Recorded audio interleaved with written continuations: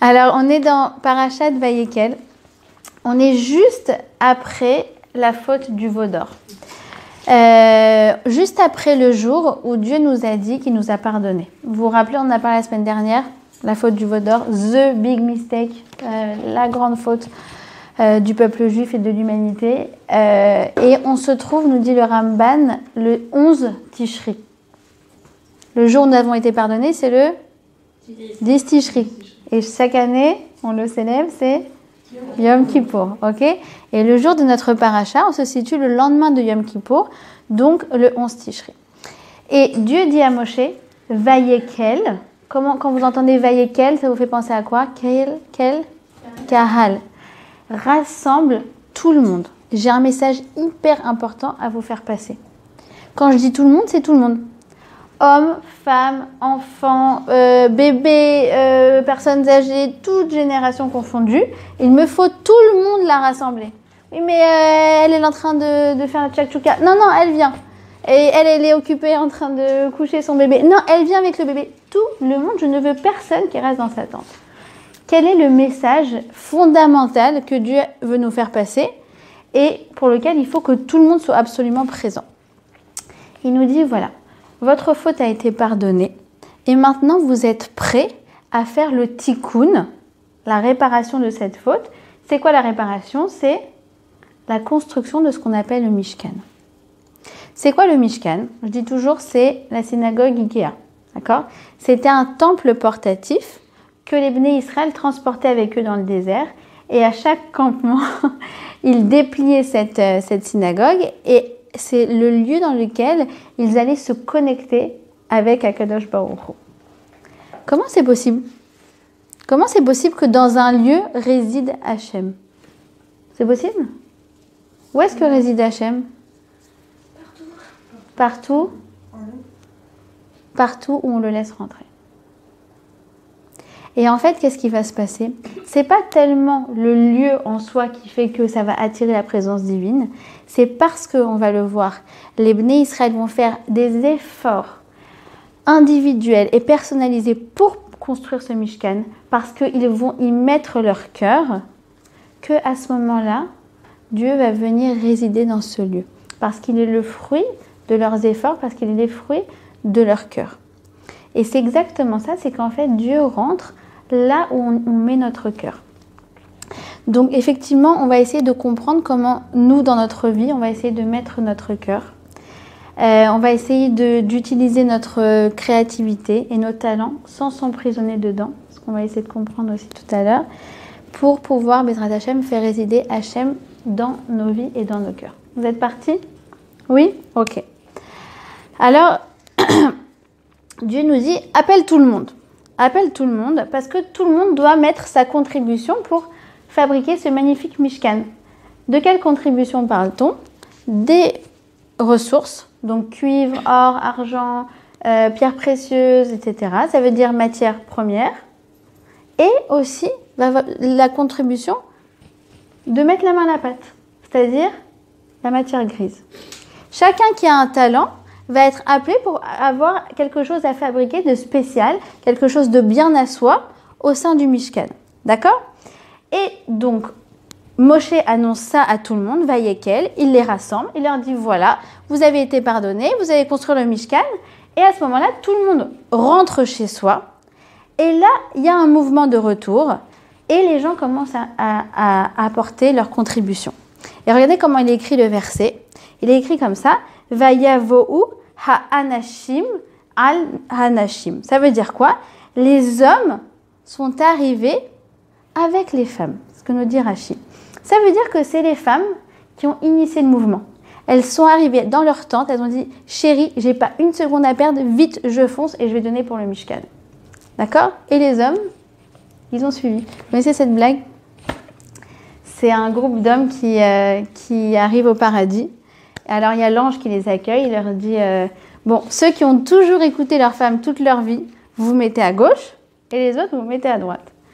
Et donc, tout le monde se met à gauche, sauf un type qui se met à droite. Alors, il vient le voir, il dit, mais monsieur, pourquoi vous êtes là? Il dit, je sais pas, j'attends de voir ce que ma femme me dit de faire. Donc c'est exactement ça. Ça veut dire, tout le monde en fait vient, mais qu'est-ce qui s'est passé? C'est les femmes qui ont initié le mouvement. D'accord? Et les hommes, ils ont suivi. Et alors il explique le Ramban, il dit comme ça, le don de bijoux était plus présent chez les femmes. Non seulement elles étaient plus zélées, elles sont arrivées en premier, deuxièmement, elles ont donné plus que les hommes, d'accord? Il y a marqué, les hommes se sont joints alors à elles, et ils étaient une minorité. Et en plus, ils étaient moins nombreux, d'accord? Et en plus de ça, nous dit le Rachem Akadosh, quelque chose de magnifique, elles ont donné les bijoux qu'elles avaient sur elles. Elles ont donné, c'est-à-dire, imagine, tu donnes ta bague de fiançailles ou de mariage, tes boucles d'oreilles que tu as sur toi. Elles ont tout enlevé, elles ont apporté ça au Mishkan. D'accord? Et pourquoi elles ont autant donné et pourquoi la Torah, elle a besoin de me le préciser? Surtout que quoi? Je vous fais un rappel, on n'a pas vu ça la semaine dernière, mais c'est quelque chose d'essentiel à savoir. C'est que la faute du veau d'or. Les hommes ont pris les bijoux des femmes. D'accord, exactement, les hommes ont pris les bijoux des femmes et surtout les femmes. Elles n'ont pas participé. Il n'y en a pas une seule. Même Germaine, elle n'a pas participé. Pas une seule femme de tout le campement est venue pour participer à la faute du veau d'or. D'accord? C'est marrant parce que les hommes, pour le veau d'or, là, ils sont zélés. Et puis pour... Bon, et c'est pas tous les hommes, c'est une partie. D'accord? Mais en tout cas... non, de Lévi. De Lévi, d'accord. Et donc, aucune femme n'a participé au veau d'or. Donc, on a dit que le Mishkan, ça servait à quoi? À faire le tikkun. Donc, les femmes, elles n'ont pas de tikkun à faire. Donc, pourquoi elles sont là et pourquoi elles s'empressent? Et là, je vous lis ce qu'il dit le Keli Yakar, c'est trop joli. Donc, il pose cette question-là que je viens de poser. Enfin, c'est pas... Je pose la question qu'il pose. Il dit « Aval ha'anashim shelo ratzu liten tarshitehen b'maase ha'egel im ken enan tzrichin lechapara velama itnu tarshitehem michamat ribat hakodesh » Donc, il pose la question, il dit « Mais pourquoi les femmes, elles se sont empressées? Elles ont rien à se faire pardonner, elles. » Ah, mais qu'est-ce qu'elles ont, les femmes? Elles adorent tout ce qui est kadosh. Toujours, quand il y a une ambiance kadosh, tu vois, les femmes qui sont là et qui débarquent. Il y a une bracha à demander à un grand rab, elles vont foncer. Il y a une afrachat là, elles vont foncer. Il y a une seudat amenim, Bezrat Hashem, la semaine prochaine chez Mélanie, vous allez toutes foncer. Dès qu'on sent quelque chose de kadosh, vite, on court. Ça, c'est caractéristique de la femme. Et c'est vrai aussi pour Shabbat. Dès que c'est Shabbat, on s'organise en avance, on prépare plein de trucs, etc. Et les hommes, en général, ils mettent la touche finale. Genre la minuterie, la plata, et genre il est hyper fier, tu vois, toi t'as fait tout le frigo, t'as 15 salades que la femme elle a fait, et lui il est tout content, il a mis la minuterie. Bref, nous on adore courir après les occasions de Gdusha, d'accord? Et c'est très important de comprendre une chose, c'est pourquoi la Torah a besoin de me le préciser. Pourquoi elle a besoin de me préciser qu'on a eu un tel empressement? Parce qu'en fait, il faut comprendre une chose, c'est que quand on aime quelque chose, alors on s'investit. C'est parce que les femmes, elles ont un ahavat kodesh, ribat kodesh, elles affectionnent tellement la gdusha que ça leur donne autant d'énergie. Ça veut dire qu'en fait, cette paracha, elle nous donne la première clé pour être créative. Elle nous dit, sans le cœur, tu ne peux pas être créatif. Sans le cœur, tu ne peux pas t'investir, tu ne peux pas créer quelque chose de nouveau.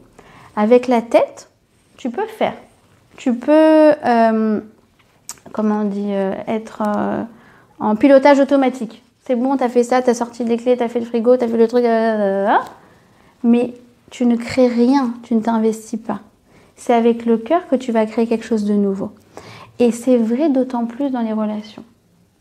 Avec les enfants, c'est encore plus vrai. C'est-à-dire qu'avec les enfants, si tu crois que tu crées une relation avec eux parce que tu leur dis va te brosser les dents et mets-toi en pyjama, non, ça ne crée pas une relation avec eux. Ça les aide à se construire, c'est vrai, ça leur donne une autodiscipline, c'est super.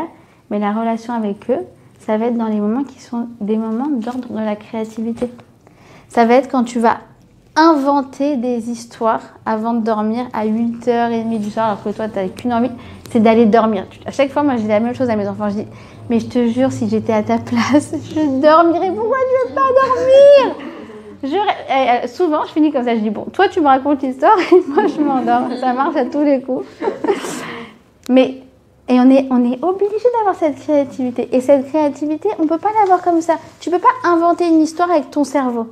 Pour inventer une histoire, il faut que tu t'imagines comme Jess. Alors Jess, c'est la pro pour inventer des histoires avec mes enfants. Elle leur raconte des histoires dans tous les sens. Pourquoi? Elle me dit, je les adore. C'est comme on a cet amour-là, c'est ça en fait qui nous donne cette créativité, cette inventivité. Tu peux... encore plus. C'est vrai, la dernière fois, c'est vrai que tu m'as fait un sale coup. D'accord? C'est quand tu vas t'asseoir avec eux que tu vas dessiner quelque chose avec eux. Moi, donc je suis obligée de citer ma belle-mère parce que chaque cours, je cite ma belle-mère. Mais alors, encore plus, un cours sur la créativité parce que ma belle-mère, c'est la créativité en personne.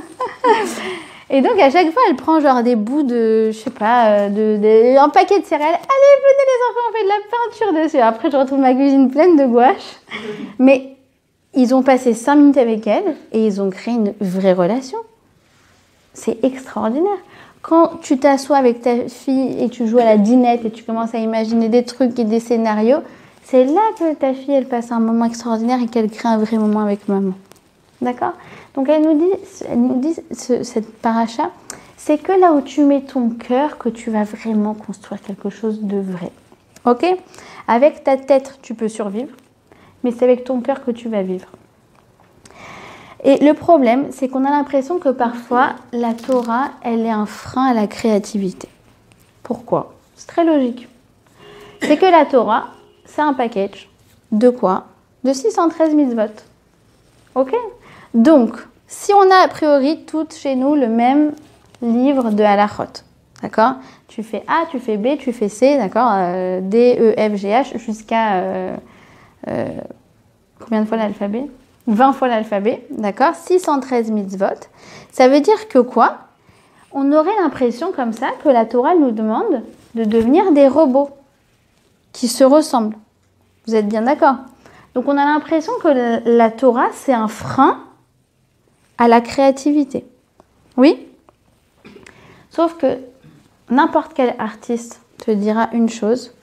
Pour pouvoir créer, tu as besoin de quoi? De règles. Tu as besoin d'un cadre. Tu ne peux pas créer en dehors d'un cadre. C'est impossible. Que ce soit dans la peinture au sens propre, d'accord? Il te faut un cadre, tu ne dessines pas sur les murs. Comme au sens figuré, il te faut des règles. Il faut que tu saches quelle tonalité, il faut que tu connaisses les nuances de couleurs, il faut que tu saches savoir faire les formes, il faut que tu manies un petit peu le fuseau. Si tu veux créer quelque chose, tu dois en fait jouer selon les règles de ce domaine. C'est vrai dans tout. Si tu vas improviser en piano, déjà première chose, avant de penser à improviser, il faut apprendre le solfège. Et le solfège, c'est rébarbatif. Do, ré, mi, et les accords, et ceci et cela. Et c'est quelque chose de standard, d'universel. Et on est toute personne qui veut pouvoir s'exprimer au sein du piano doit absolument connaître les codes du piano. C'est pareil pour la danse. Pour la danse, il faut pouvoir... C'est toi qui fais de la danse, non? Non? Ah, d'accord. Je vais tout le temps en tenue de sport, là, dans ma tête. Il paraît qu'avant de jouer le violon, vous savez combien de temps on apprend le solfège? 1 an. Moi, j'ai joué du violon. Alors, c'est quoi? C'est ça? 1 an et 2 ans. Ah, j'ai mis 6 ans à sortir en centre. Ah, d'accord, c'est très rassurant. Voilà. Ne faites pas du violon. Sauf pour celles qui sont très patientes, comme Laetitia.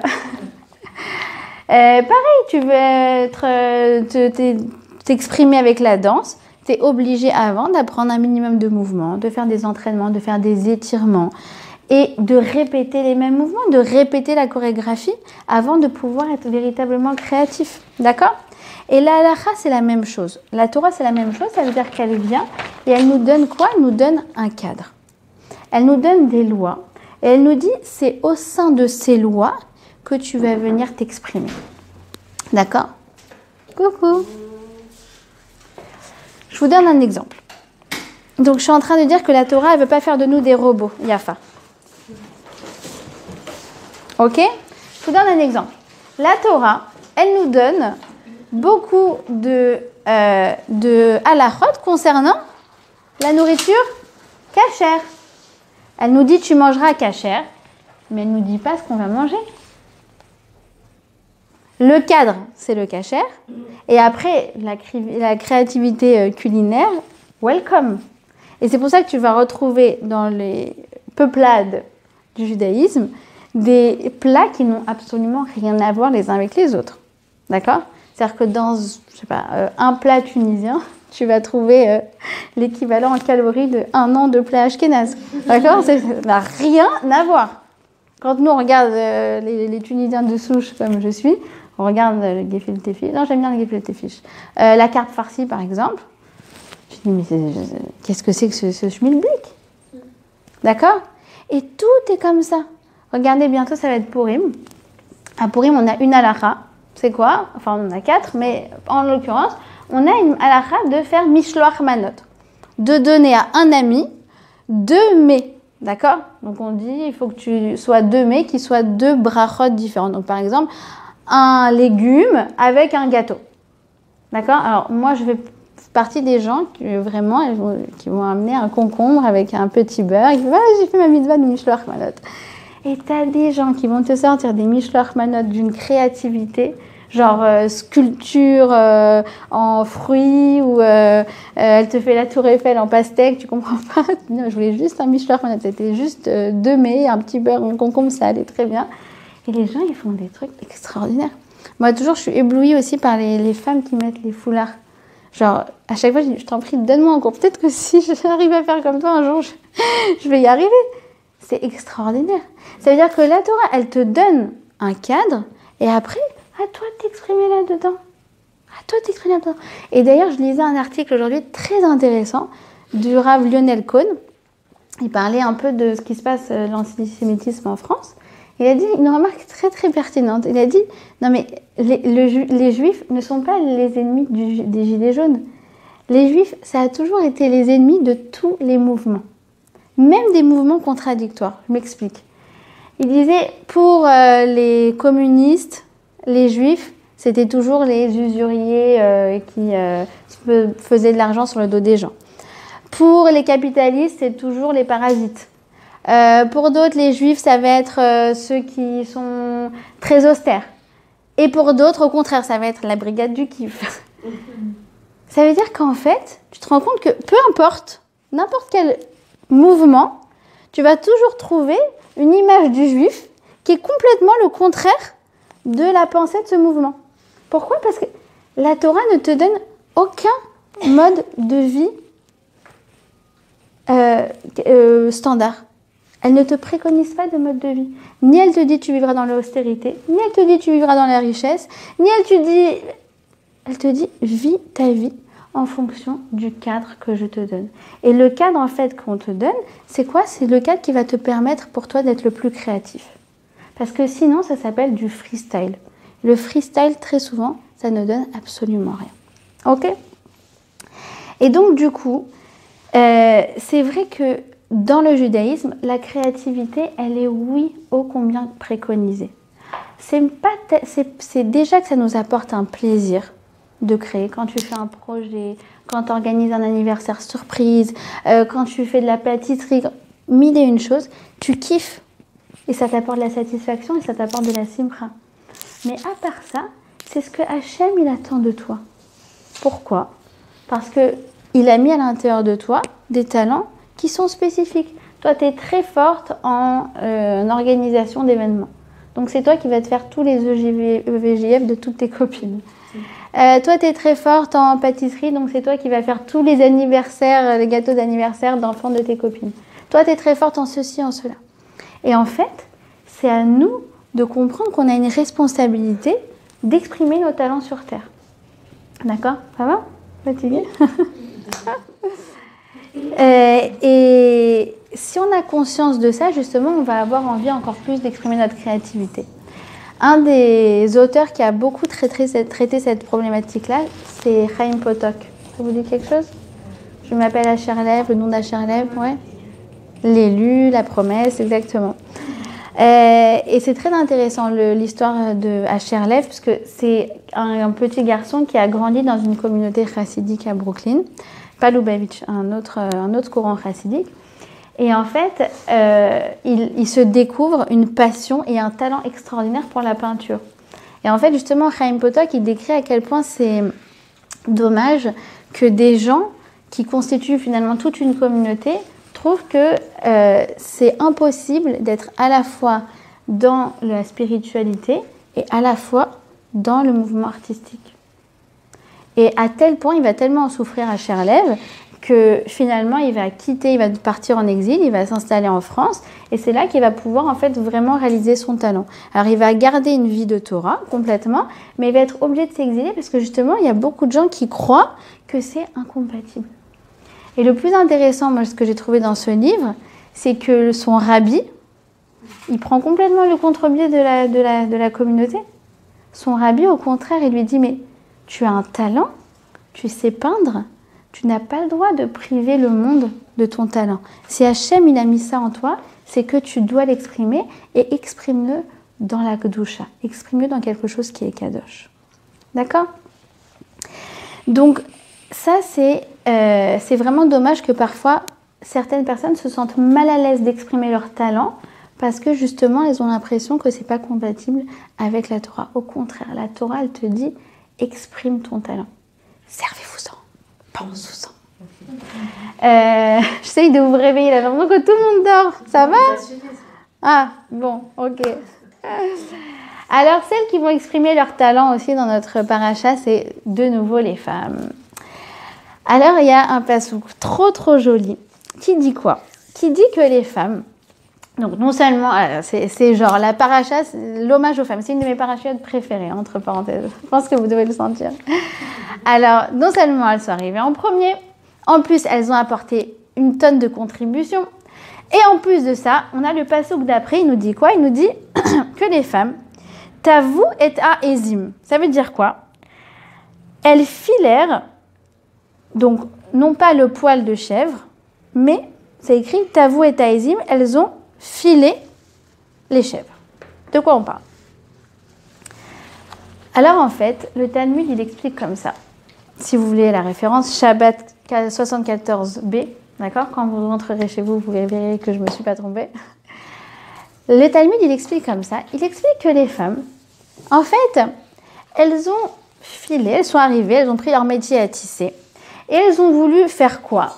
Elles ont voulu tisser les tentures du Mishkan. C'est quoi les tentures ?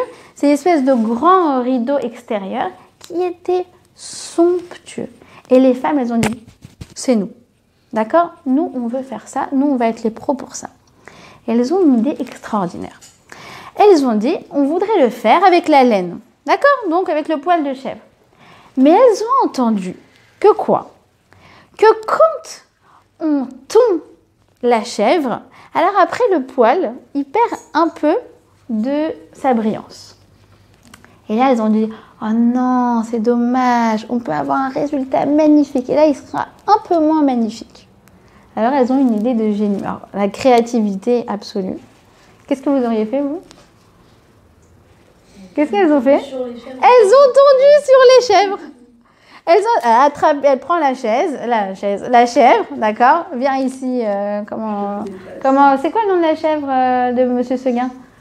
Elle n'a pas un nom ? Ah, bah c'est la chèvre de Monsieur Seguin. Voilà. Alors, viens ici, Madame Seguin. Elle la prend et là, elle sort les poils de chèvre, elle sort son métier à tisser et tranquille, elle est en train de filer. Attends, vous avez déjà fait des Scooby-Doo ? Oui. Imaginez-vous, vous faites des Scooby-Doo sur votre chien. Genre, c'est incroyable de faire, c'est une prouesse quoi. C'est incroyable. Pourquoi ? Parce qu'elle voulait que le résultat, il soit vraiment magnifique. Bah, c'était vraiment magnifique. C'était coco quoi, le truc. Et donc, c'est le Sforno qui nous explique ça. Il nous explique pourquoi elles ont tellement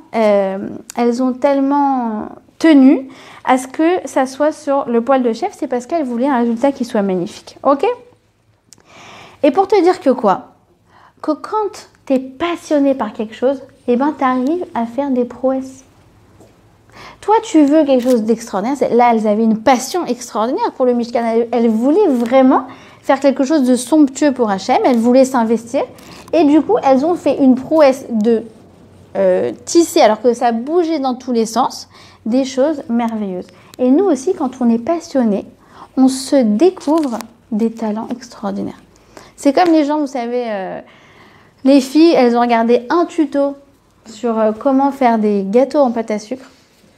Et alors, genre elle fait, ouais, mais là, c'était mon premier, donc il était un peu raté. Je regarde, moi, si je faisais toute une vie pour faire un gâteau, j'arriverais pas à ça.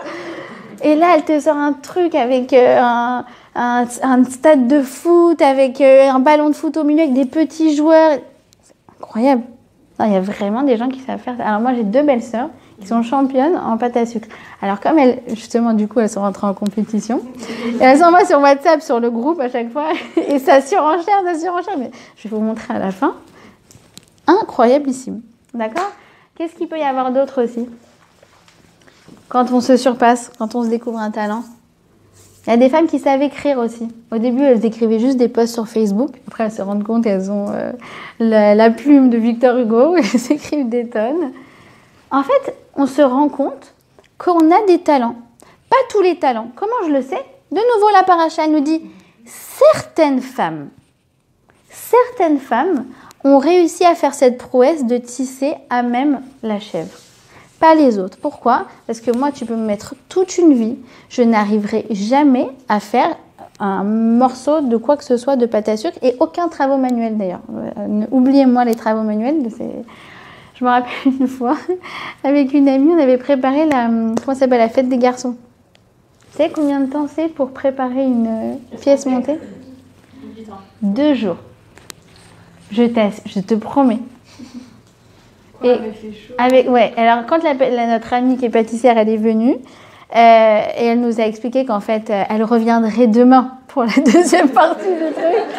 J'ai dit, ok, moi je retourne au travail, là je ne veux pas passer 2 jours.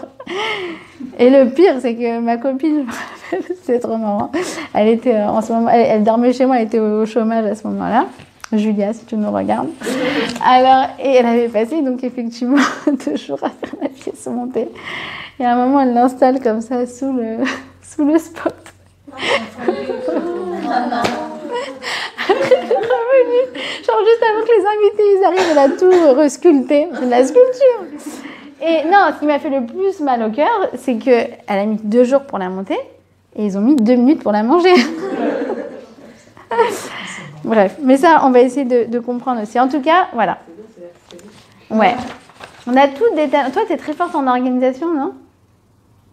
Ouais, moi, je sais pas. Caro, elle a créé ses bijoux. Qui c'est qui est forte ? Vous n'êtes pas forte genre en EVJF ou en ambiance comme ça ? Non ? Ah, toi ? C'est toi qui est forte en organisation ? D'accord.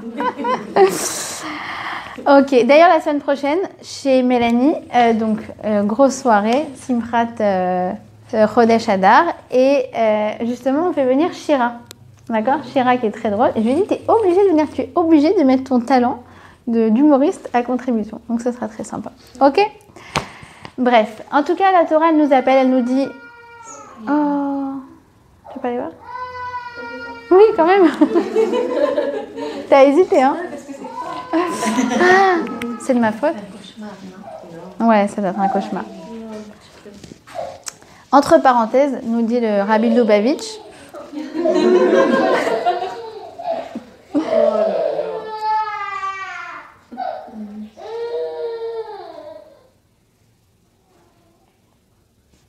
Ça va. Elle a dû être créative, elle a dû lui dire un secret dans l'oreille. Nous dit aussi le Rabbi Lubavitch, là où elles ont été très très fortes, les femmes, c'est que dans le Mishkan, on pouvait apporter 2 types d'offrandes. Soit les offrandes de type végétal, d'accord, ce qu'on appelle les offrandes de farine, soit les offrandes de type animal, d'accord. Et là, visiblement, les tentures du Mishkan, ça aurait fait partie de la catégorie des offrandes végétales. Et les offrandes animales, c'est quand même mieux, c'est le top du top. Alors elles ont dit, on va réussir à mélanger les deux. Si le poil il reste attaché à la chèvre, alors ça va donner à notre offrande, à notre cadeau, un caractère encore plus top. Ok?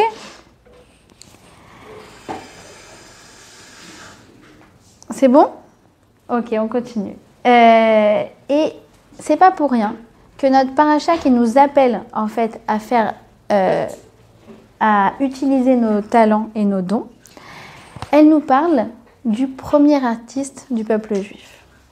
Qui est-il? Bétzalel, qui a une école à son nom d'ailleurs, à Jérusalem. Et ma belle-mère a étudié à Bétzalel. Alors Bétzalel, c'est incroyable parce que c'est lui qui va être l'artisan de tout le Mishkan. C'est-à-dire que tout le monde va apporter la contribution, tout le monde va faire un petit quelque chose, etc. Mais finalement, le maître d'œuvre de tout ce monument extraordinaire qui s'appelle le Mishkan, c'est Bétzalel. Et que nous dit la Torah sur Bétzalel? Un mot. Chochmat Lev. Chochmat Lev, c'est quoi? Il a la sagesse du cœur. À quoi ça fait référence?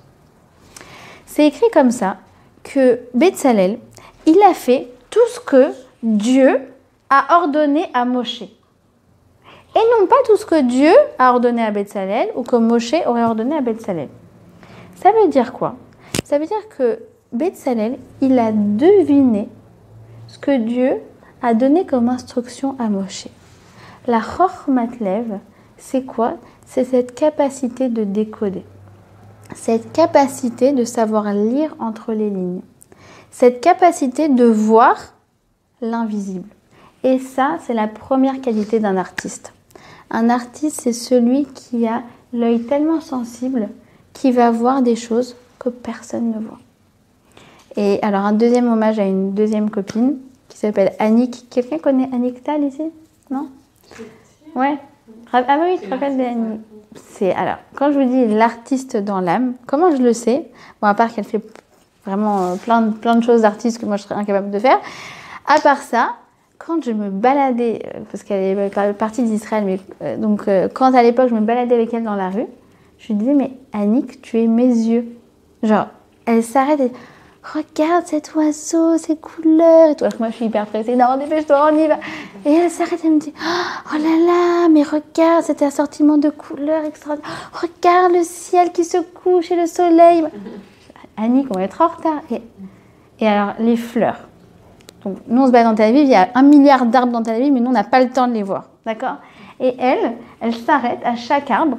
Et elle est capable de dire c'est quel fruit, quel arbre fruitier, à quelle saison il est, bon bref, plein de choses. Elle dit, tu sens l'odeur de l'arbre? Pas du tout. Ouh, je sens une odeur, je n'ai pas le temps. Je suis en mode survie. Pourquoi? Parce que je suis avec mon cerveau, moi. Elle est avec son cœur, elle est en mode je vis, je passe, je sens une odeur, je remarque ça, mais c'est extraordinaire. Et un jour, je dis, mais Annick, tu es mes yeux. Genre, je n'ai plus d'yeux, je fonce, je ne vois rien. Et elle, c'est vrai, hein, elle voit ce qu'on ne voit plus. D'accord? Et en fait, ça, c'est l'intelligence en psychologie moderne, l'intelligence émotionnelle. D'accord? L'intelligence émotionnelle, c'est de savoir, par déduction intuitive, lire entre les lignes. Et ça va être aussi parfois l'intelligence du cœur, ça va être parfois de savoir lire dans le cœur des autres. D'accord? Savoir décoder les émotions. Tu vois ta copine, elle s'installe au café, elle a un grand sourire et tu lui dis « Non, t'es sûre que ça va ?» Et là, ça manque pas. Heureusement qu'on a des bonnes copines comme ça qui nous connaissent. Ça va être ton enfant qui rentre de l'école qui est insupportable et au lieu de lui crier dessus, tu lui dis « Non mais, je sens qu'aujourd'hui ça a été dur pour lui à l'école. » Tu sens. Tu sais pas comment, mais tu le sens. D'accord? Ça va être la copine qui va dire à son amie c'est marrant, mais depuis que tu es avec ce garçon, je te sens pas épanouie. Non, mais je l'aime. T'es pas comme avant. C'est en fait cette intelligence de savoir, de décoder, et nous les femmes, on est les pros pour ça. D'accord? Ce qui dit le Talmud, c'est que la femme Aïn Sarah Beochim. Ça veut dire la femme, elle a les yeux rivés sur les invités. Elle est capable de ressentir ce que chacun, le petit package avec lequel il est venu chez lui à Shabbat à table. Et en général, le dîner se termine, débrief entre le mari et la femme. Elle dit, ah non, mais alors, je sens que elle a vraiment besoin d'attention en ce moment. Et lui, il dit, mais alors, où t'as vu ça, genre, je sais pas. Et 2 semaines après, il dit, ah oui, tu te rappelles, effectivement, c'est vrai qu'en ce moment, elle a besoin de ça. Comment tu le savais? Je sais pas. Chokhmat lev, c'est l'intelligence émotionnelle. On est capable, sans pouvoir l'expliquer, d'accord? C'est l'intuition. Et il faut être capable de se réconcilier avec notre intuition. C'est essentiel d'arriver à faire ça. De détecter un petit peu les émotions des uns et des autres. Ok?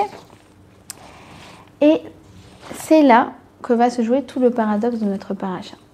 Pourquoi? Parce que cette paracha qui nous pousse tellement à être créative et à exprimer nos talents, elle va nous donner, en premier lieu, tout à l'heure je vous ai dit, Vaïkel, ils ont rassemblé. Avant de parler du Mishkan, Moshe nous donne un concept. C'est quoi le concept? C'est le concept du Shabbat. En même temps qu'elle nous dit, sois créatif, fais plein de choses, organise des trucs, utilise tes talents, elle nous dit, surtout, arrête de créer. C'est le Shabbat. C'est écrit comment? C'est écrit pendant 6 jours on travaillera, c'est ce qui est écrit dans le paracha, mais au 7e jour, vous aurez une solennité sainte, un Shabbat, un chômage absolu en l'honneur de l'Éternel. Entre parenthèses, vous remarquez dans le verset, il y a marqué, vous travaillerez 6 jours et vous ferez Shabbat. C'est-à-dire que le fait de travailler est une mitzvah au même titre que de faire Shabbat. C'est-à-dire que quand le matin tu te lèves pour aller au boulot, tu es en train de faire une mitzvah. Pas mal, non? Ça donne la pêche, ce genre de choses. Moi, je gratte tout le temps des mitzvot. Hein. Tu mets ta ceinture de sécurité, c'est bien. Tu fais la mitzvah de Ushmarten miot al nafshotechem, de faire attention à ta santé. Bref, je trouve toujours des mitzvot partout à grappiller. Et le Rav Kook, il vient et il pose une question. Il dit, mais comment ça, il leur donne le Shabbat? C'est pas possible. Il faisait déjà Shabbat. De quoi il parle, Rav Kook? Un midrash qui nous dit que quoi? Que quand les Bnei Israël étaient en esclavage en Égypte, d'accord? Donc, à peine quelques mois auparavant, Moshe, il a vu à quel point c'était dur pour les Bnei Israël. Et il est venu, il a voulu leur alléger un petit peu le travail, et il est venu voir Pharaon en mode CGT, CRDT, ça? CGT, CFDT, syndicaliste. Écoute Pharaon, si tu veux que ta main-d'œuvre soit productive, il faut qu'ils aient un jour de repos hebdomadaire. C'est comme ça dans tous les pays, c'est obligatoire. Qu'ils se reposent pour pouvoir mieux travailler, être plus productif. Pharaon, waouh, quelle idée de génie. Et donc, il leur a accordé un jour de repos hebdomadaire, le Shabbat. Donc, il faisait déjà Shabbat. Comment ça se fait que maintenant, il leur dit, et maintenant, vous ferez Shabbat? Parce que Rav Kook, il dit oui. En fait, dans la vie, il y a le petit Shabbat et le grand Shabbat. Le petit Shabbat, c'est ce qu'il faisait jusqu'à maintenant. C'est, je me repose pour travailler.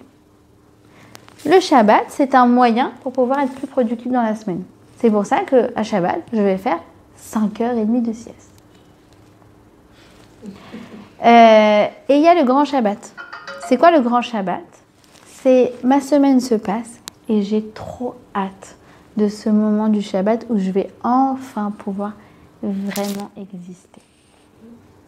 Je vais enfin pouvoir vraiment kiffer. Je vais arrêter avec toutes ces notifications qui me cassent la tête du matin jusqu'au soir. Et je vais faire une pause, je vais faire un sevrage de mon téléphone. C'est là que tu te rends compte, à Shabbat, tu te rends compte que tu as des tocs. Ah, bah, il n'y a rien à... Non, bah non, désolée. C'est comme ça jusqu'à demain soir.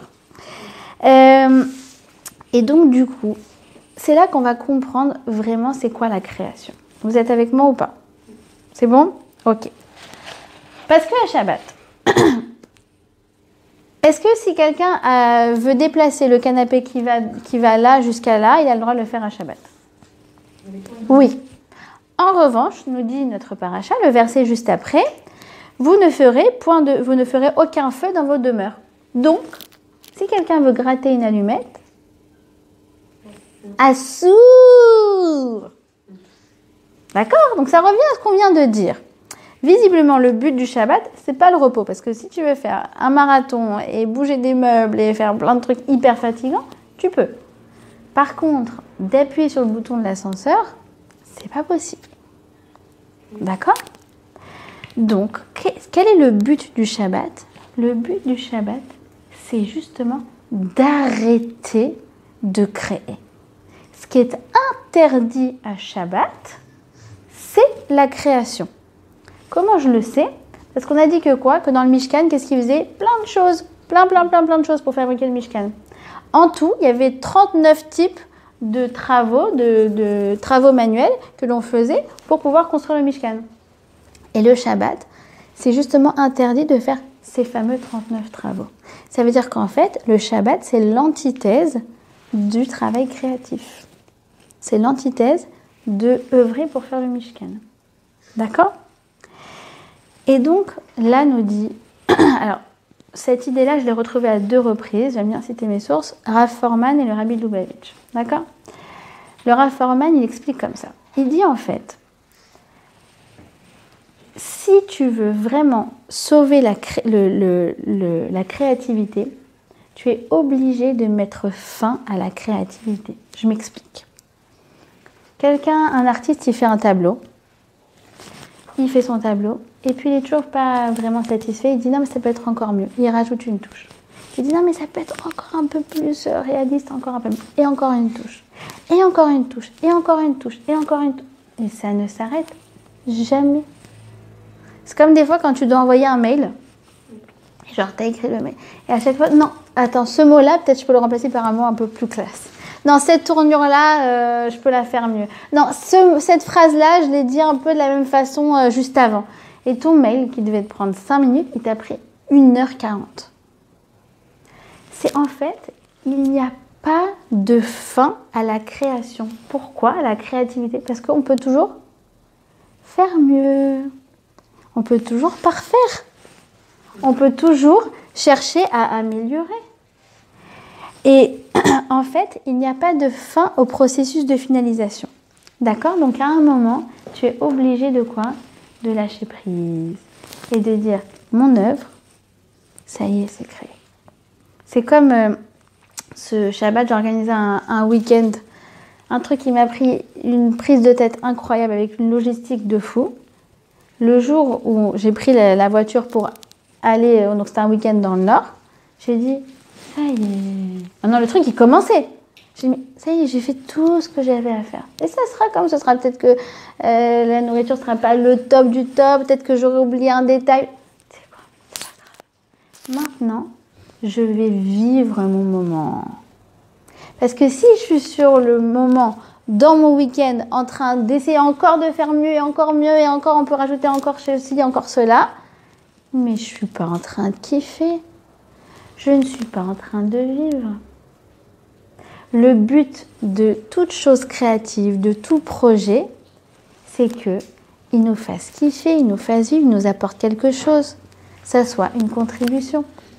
Et donc, c'est pour ça que tout travail créatif doit forcément se finaliser par un arrêt, par un lâcher-prise. Parce que sinon, si ça dépendait de nous, on chercherait toujours à faire mieux, à faire mieux, à faire mieux, à faire mieux. Ok, mais quand est-ce que tu kiffes le truc que tu as fait? Jamais. Et c'est ça le sens de ce fameux verset qu'on récite tous les samedis midi quand on fait le kiddush. Ki shecheti amimatas Hashem et Hashem imetaret uvayom hashevi shavat vainafash. Dieu s'est reposé. Il était hyper crevé d'avoir créé le monde, quoi. C'était hyper fatigant. Et donc, il s'est allongé sur son canapé et il s'est reposé. Ça veut dire quoi qu'il s'est reposé? Vainafash. Il dit quoi? Dieu, il dit voilà, ça y est, j'ai mis le dernier coup de marteau. Est-ce que mon monde, il est parfait? Non. Il y a plein de choses à améliorer. Mais quoi? C'est écrit comme ça. C'est écrit, il a dit, Iné Tov Meod. Ben voilà, c'est très bien. Pourquoi c'est très bien? Parce que justement, c'est pas parfait. Parce que s'il cherchait à créer un monde parfait, eh ben, il ne se serait pas arrêté de créer et on ne serait pas là aujourd'hui. Et d'ailleurs, c'est très intéressant. Mon mari me faisait cette remarque cette semaine. Tov Me'od, ça veut dire très bien. Et la définition de Tov Me'od, selon nos Chachamim, c'est quoi? C'est le Yetzer Hara. Je m'explique. C'est très simple. En français, ça s'appelle comment? Le mieux est l'ennemi du bien. Si tu cherches tout le temps le Tov Me'od, en fait, tu fais rien. Parce que tu es toujours à la poursuite d'améliorer et du coup, ou de chercher quelque chose encore de mieux. Et en fait, tu ressors bredouille. C'est comme quand tu vas faire les soldes et tu fais un premier magasin, un deuxième, un troisième. Tu as fait 14 magasins. Je sais pas, tu dis non, mais peut-être je trouverais mieux, peut-être que je trouverai autre chose. En fait, à la fin, au bout du 14e magasin, tu te rends compte que ce qu'il y avait dans le premier, c'était très bien. Et tu reviens et forcément, ta super jupe en jean qui t'allait parfaitement, elle a été vendue. C'est comme les garçons qui veulent le top du top. Super, tu veux le top du top, en même temps, t'as 45 ans, toujours pas marié. Le Tov Me'od, c'est l'ennemi de l'homme.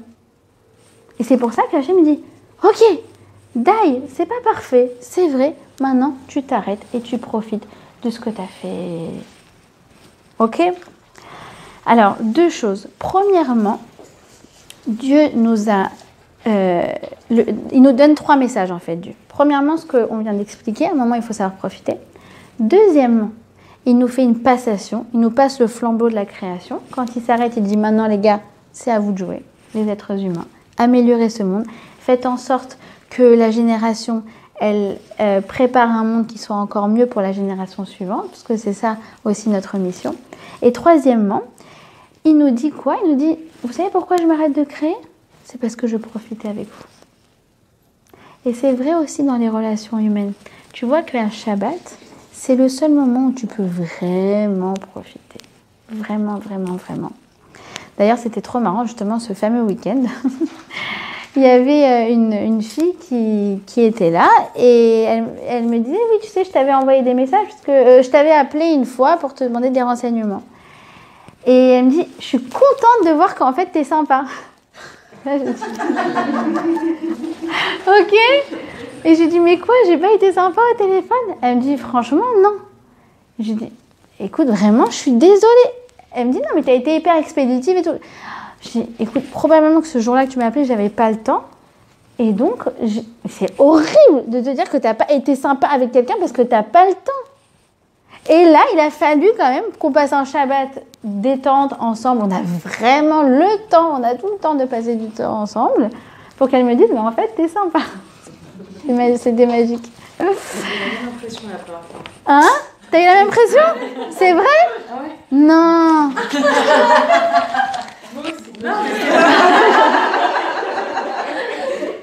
Ce que je t'avais dit, on m'a envoyé vers toi. Et tu me dis, mais pourquoi moi? Je dis, parce que toi. Je me rappelle, c'était ça la conversation. Ah, d'accord. Bon. Donc je me suis dit, bon. Elle n'est pas si sympa que ça. Vous avez une révélation. Tout a fini en psychodrame. Non, c'est pas des révélations. Au final, voilà, je suis là aujourd'hui. Ça finit vraiment. Hein. Bref. Mais vous vous rendez compte? C'est incroyable, c'est dingue. Bon, bref. Non, c'est là que tu te rends compte que plein de gens que tu crois qu'ils sont pas sympas, en fait, ils le sont. C'est juste qu'ils n'ont pas le temps.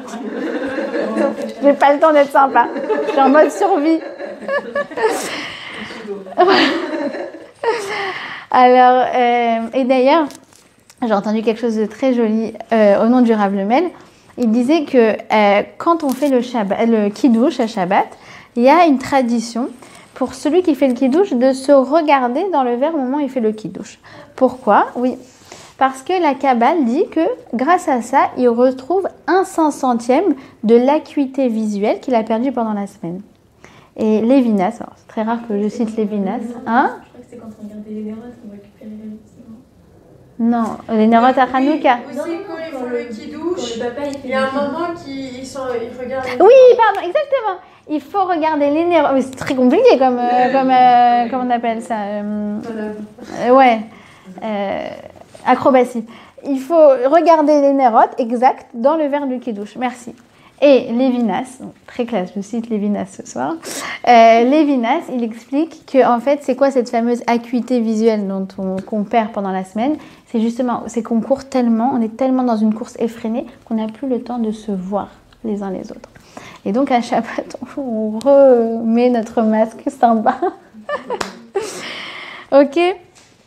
Et donc du coup, Dieu nous dit arrête-toi. Arrête de bricoler, arrête de rafistoler, arrête d'arranger, arrête de vouloir faire mieux. Et maintenant, goûte à la magie de profiter et de kiffer du travail de tes mains. Ok? Et c'est vrai aussi dans les relations humaines, bien sûr, parce que c'est vrai que si tu te dis, dis-moi 5 points que tu aimerais améliorer chez ton conjoint, oui, tout de suite, 1, 2, 3, 4, 5, 12, 15, 20. Et à Shabbat, on te dit, enlève, mets les points de côté. D'accord? Et fais passer le message que tu l'aimes tel qu'il est, maintenant, présent. Pareil avec les enfants. Avec les enfants, on a toujours plein de choses encore une remarque à faire et encore autre chose à améliorer. Arrête-toi. Le moment du Shabbat, c'est pour ça que le moment du Shabbat, c'est le moment ce qu'on appelle le chinour, de l'éducation, mais de la vraie éducation. Pourquoi? Parce que la vraie éducation, c'est que l'enfant, il ressente que papa et maman, ils l'aiment de façon inconditionnelle. D'accord? Et donc, c'est que à Shabbat qu'on va pouvoir vraiment faire ressentir ce message que, tu sais quoi, mon fils, t'as pas rangé ta chambre, t'as fait pipi par terre, tu m'as cassé la tête toute la matinée. C'est pas grave, je t'aime comme tu es. C'est très très important. C'est pour ça que à Shabbat, on fait pas de remarques. Ils rangent pas, ils rangeront Motzei Shabbat, c'est pas grave.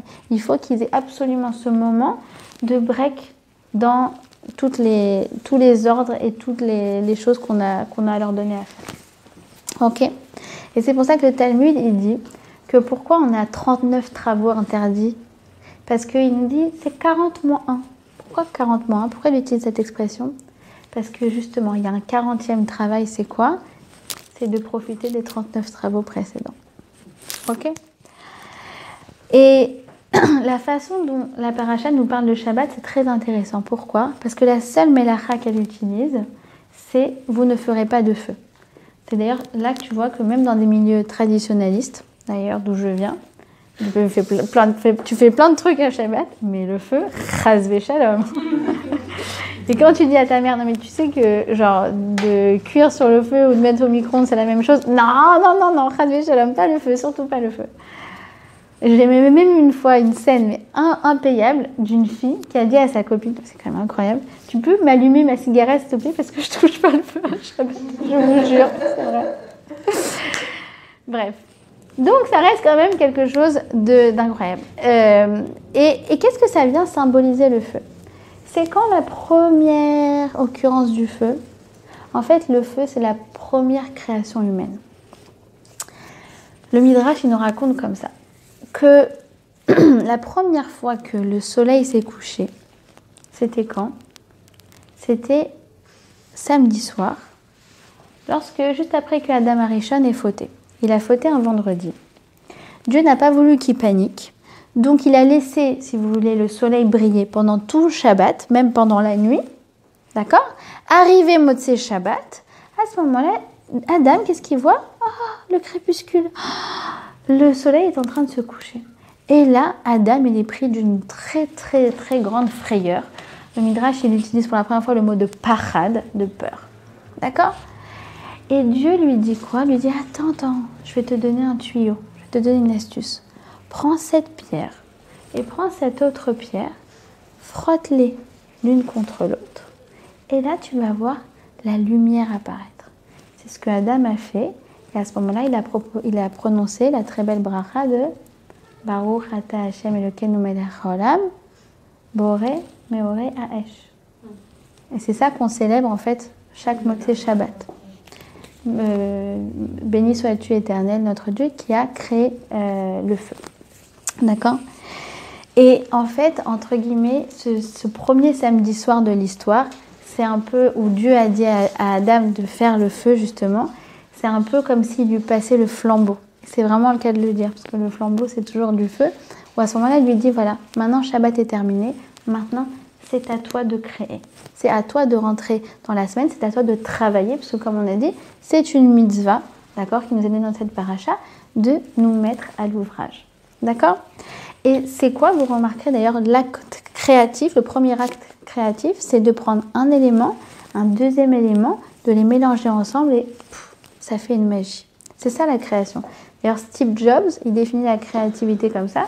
Il dit comment? Il dit, Steve Jobs, la créativité consiste juste à relier des choses entre elles. Donc, la première création, c'est le feu.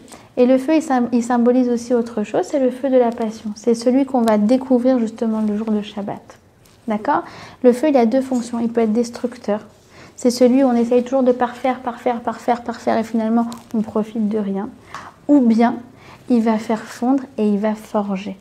C'est aussi celui qui nous permet de forger des relations, forger des créations, forger des projets, forger des idées. D'accord. Et la paracha nous parle en dernier lieu de la créativité de la femme. The créativité de la femme. 55 minutes, ça va? On a tout notre temps. C'est quoi la créativité de la femme? Et là, on va rentrer vraiment dans le cœur de un de mes moments préférés de la Torah. C'est écrit quoi? C'est écrit que au moment de la construction du Mishkan, il y avait quelque chose de très spécial à faire, très kadosh. De quoi s'agissait-il? Du bassin qui allait permettre aux Kohanim de faire l'ablution des mains, de faire Netilat Yadayim. Ça veut dire que c'est vraiment l'acte kadosh par lequel ils commençaient leur avodat Hashem. Et là, c'est écrit quoi? C'est écrit que les femmes se sont attroupées. Attroupées, comment elles sont toutes arrivées? Mais alors, comme des furies, encore pire que tout à l'heure. Avec quoi? Avec leur miroir en cuivre. Oui? Et Moshe, à ce moment-là, il a vu les miroirs en cuivre, il a dit, mais hop, hors de question que ces miroirs en cuivre rentrent dans le Mishkan. Pourquoi? Parce que qu'est-ce que ça symbolise par excellence, le miroir? La matérialité. Ou la matérialité et l'égocentrisme. D'accord? D'ailleurs, j'ai entendu quelque chose de très joli à propos du miroir. Le Rav... comment il s'appelle? Le Stapler, donc le beau-père de la rabbin Kanievski. Un jour, on lui montre une photo de lui. Et on lui dit, c'est qui sur la photo? Il dit, je sais pas, mais il ressemble beaucoup à mon frère. J'avais vu dans un miroir. Donc, le miroir, ça symbolise par excellence l'égocentrisme. D'accord?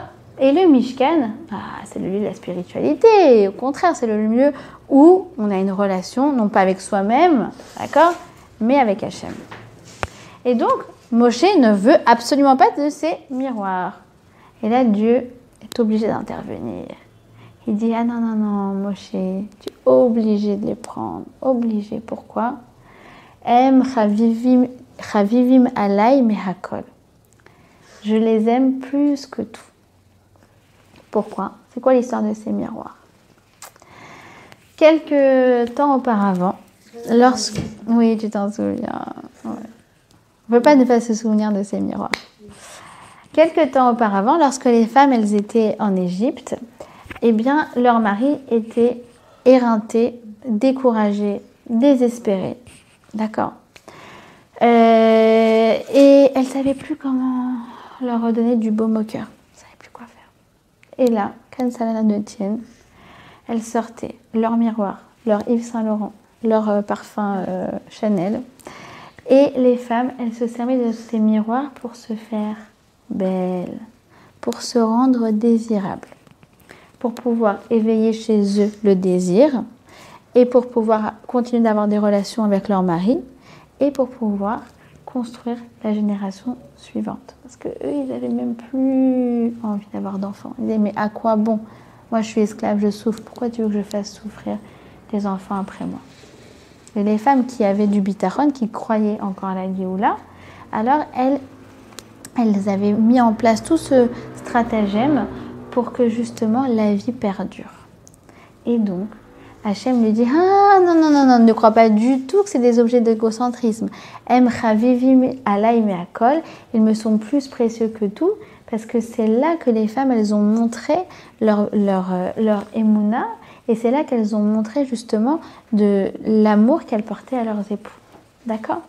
Sauf que quoi ? Parce que le Midrash, il va encore plus loin, et qu'on n'a pas vu l'année dernière. Elle nous décrit encore mieux que le Yves Saint Laurent et le Chanel, encore plus dans les détails, comment elles séduisaient leur mari. Vous voulez savoir ? Allez, on est parti. D'abord, elles n'avaient... Et d'ailleurs, c'est pour ça que c'est écrit, elles se sont attroupées. Rachid nous dit pourquoi il est marqué elles se sont attroupées ? Parce qu'elles ont fait des troupes d'enfants. D'accord ? De ces actes-là, de ces miroirs-là, sont nés des multitudes d'enfants. Alors, le Midrash, il nous dit comme ça. D'abord, elles étaient en esclavage. Il n'y avait rien à manger. Mais il y avait quoi ? Il y avait le Nil. Alors, qu'est-ce qu'elles faisaient, les femmes ? Créativité absolue. Elles pêchaient les poissons dans le Nil. D'accord ?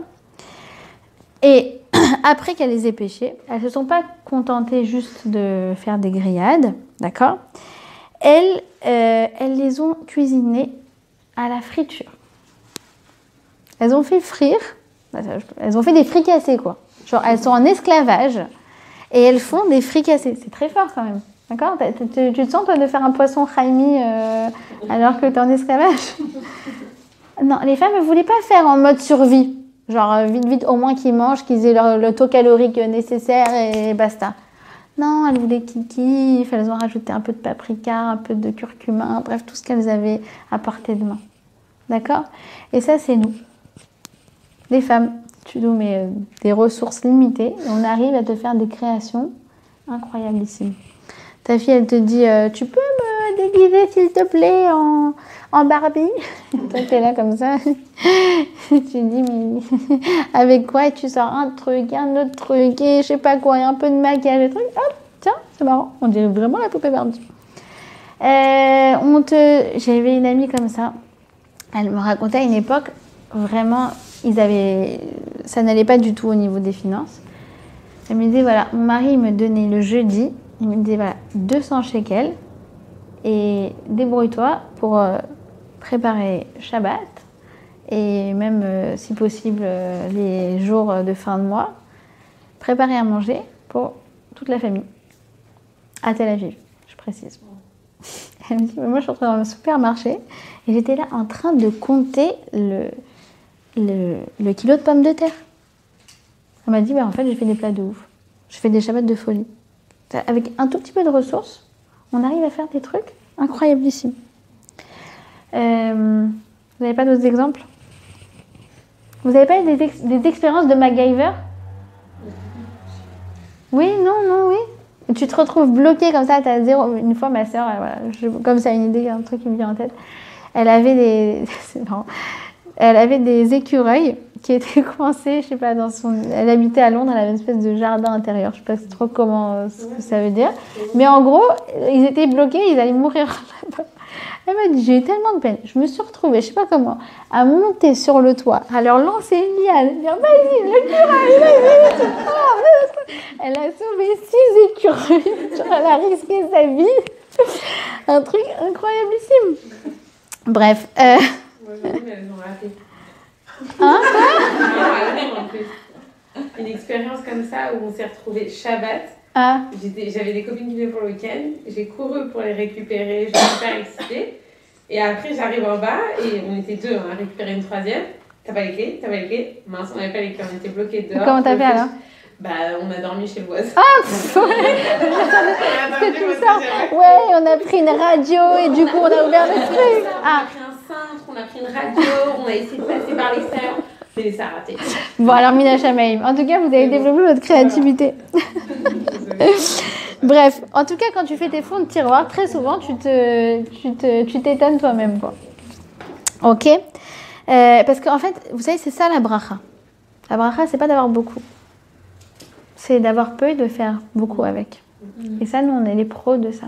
Et c'est pour ça que ça s'appelle la bracha. Parce qu'une femme qui est capable de donner ce message, de dire toujours « Ah ben c'est bon, avec le peu que j'avais, je me suis débrouillée, c'est bon, j'ai géré, j'ai fait ce que j'avais à faire. C'est vrai que c'est pas parfait, mais en tout cas, voilà le résultat. » Et ben c'est une bracha dans une maison. Plutôt qu'une femme qui dit « Hey, la femme de ménage, elle travaille pas assez bien, et ça c'est pas assez bien, et j'ai pas assez... » C'est l'angoisse. C'est ça la bracha. La bracha, c'est j'ai, avec les moyens du bord, je sais pas, je trouve des ressources, j'arrive à être hyper créative, et ça marche. D'accord ? Ça, c'est les femmes avec le Nil et les poissons et le poisson Chaimi. Quoi d'autre ? Ah oui, génial aussi. Elles se sont dit, bon, mais ces poissons, on peut en faire autre chose que de la nourriture. Donc, elles arrivaient avec une marmite. Tout ça, c'est le Midrash qui le dit. Elles arrivaient avec une marmite avec leur poisson Chaimi. D'accord ? Elles arrivaient avec une marmite avec des poissons vivants. Enfin, des poissons crus, je veux dire. Qu'est-ce qu'elles faisaient avec ces poissons crus ? Elles les pressaient. Et avec ça, ça leur faisait de l'huile. Et avec l'huile, elles faisaient des massages à leur mari.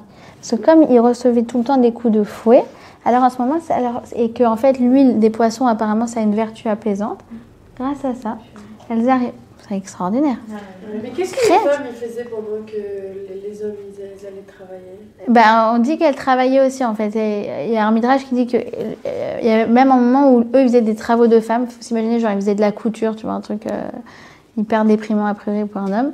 Et elle faisait des travaux forcenés, quoi. Mais après, il y a plusieurs versions. Il y a eu beaucoup de schlaves. L'esclavage, il a duré en tout 210 ans, dont 86 ans qui étaient vraiment difficiles.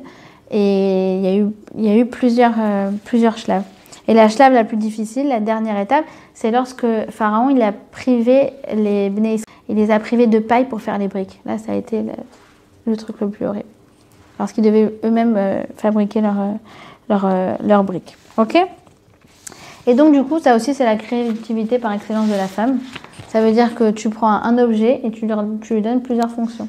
D'accord ? C'est là que tu prends la lessive, la bouteille de lessive vide, et puis finalement, tu en fais un arrosoir pour ton enfant.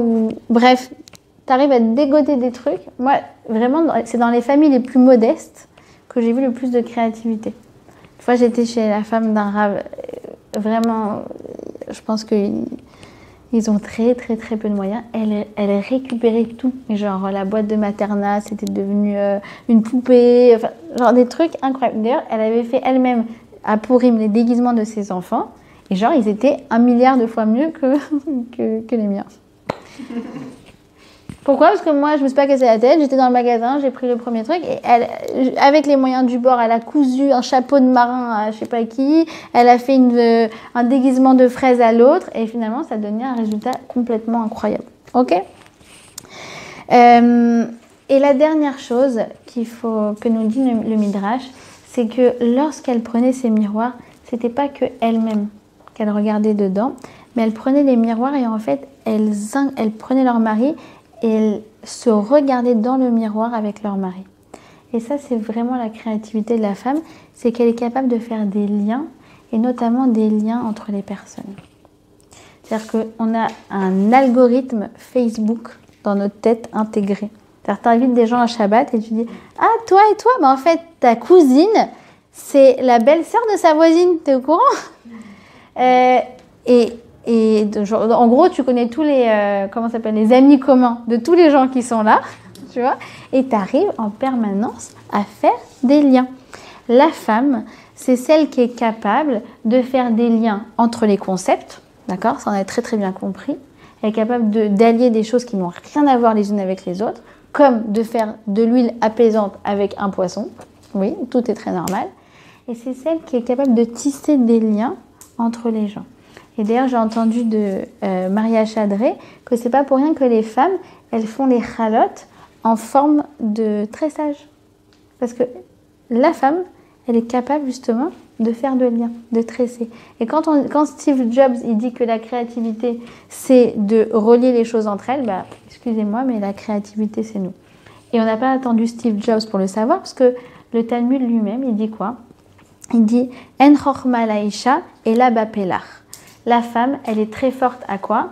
Au tricotage. Quand on lit ça le Talmud a été écrit il y a 2000 ans, on se dit, bon, c'était quand même limité au niveau des femmes. Non, mais le Talmud, il a beaucoup de couches de lecture. Quand on dit que la femme, elle est forte dans le tricotage, elle est forte dans les tissages. Tissage de concepts et tissage entre les gens. C'est celle qui est capable de faire des liens en permanence. Notre cerveau, il est tout le temps en mode création. Pourquoi ? Parce qu'il est toujours en train de lier les choses avec les autres et les personnes les unes avec les autres. Ok ? Et le miroir aussi, c'est quoi ? C'est cette capacité à renverser les choses. Pourquoi ? Parce que quand j'ai une image, je la regarde dans le miroir, elle est complètement à l'envers. Et ça, c'est la créativité qui le permet de le faire. Je termine juste sur cette histoire parce que je la trouve trop géniale, de créativité. C'est le Rav Mordechai Eliyahu. À l'époque, donc, il était juge au service des divorces. Et il y a un homme qui arrive comme ça, un peu bourru. C'est la fin de sa journée au Rav Mordechai. Et il lui dit oui, voilà, je voudrais divorcer de ma femme parce qu'elle est insupportable, etc. Et le Rav Mordechai Eliyahu, il lui dit ok, écoute, là, pour moi, c'est la fin de la journée. S'il te plaît, reviens demain. Et là, il a une idée très créative. Il va voir sa secrétaire, il lui dit s'il vous plaît, tout à l'heure, vous allez au marché et vous achetez les fruits les plus pourris que vous trouvez. Et demain, vous arrivez et s'il vous plaît, vous mettez un foulard sur votre tête, parce que visiblement, elle était célibataire, donc elle avait la tête découverte. Et vous mettez un foulard sur votre tête, genre pour vous faire passer pour une femme mariée. Et quand vous arrivez au tribunal, vous me jetez les fruits pourris dessus. Et là, vous imaginez la tête de la secrétaire, d'accord ? C'est comme si Bibi Nathaniel, il dit « Ok, dans 2 minutes, s'il te plaît, Célia, tu m'envoies des fruits pourris à la gueule. » Mais c'est pas possible. Et là, il dit « Non, mais je peux pas faire ça. Si, s'il vous plaît, je vous demande ça. » Alors, le lendemain, ils arrivent, et t'as l'homme comme ça qui revient avec ses revendications. Et donc, le Rav, il écoute, et là, il fait un signe à sa secrétaire, genre, c'est bon, vas-y. Là, elle arrive, elle débarque. Et en fait, elle se prend très bien en jeu. Et elle arrive et fait « C'est ça, les fruits que tu m'as achetés, ils sont pourris !» Et elle commence à lui envoyer des bananes à la tête, des trucs pourris de chez pourris. Et là, le Rav, il est comme ça, il se retrouve dans le truc. Et il dit au bonhomme, il lui dit « Ouais, désolé, c'est ma femme. Visiblement, j'ai pas bien fait les courses. Et ben voilà, comme d'habitude, elle m'envoie les fruits pourris à la figure. » Et là, l'homme, il le regarde. Il dit « Ah ok, bon en fait, ma femme, elle est très bien. » Il est reparti. Et voilà, ça c'est la créativité par excellence. Et c'est la créativité qui permet justement de renverser des situations. Donc voilà, nous aussi parfois on se retrouve face à des situations qui nous paraissent inextricables. Et avec les moyens du bord, comme les femmes avec leur rivière de poissons, on arrive à être créative et à créer des choses et à créer les moyens de s'en sortir et justement à renverser les situations. Donc c'est pour ça que Hachem il a tellement tenu à ce que les femmes elles mettent leur miroir à l'entrée du Mishkan pour que chaque jour, lorsqu'elles vont prier au Mishkan, elles se disent « Waouh, voilà ma contribution, voilà pourquoi j'ai été tellement créative, ben voilà, ça valait le coup. » Et donc, elles ont pu profiter chaque jour de leur créativité puisque c'est ça le but de toute créativité. Donc voilà. Merci.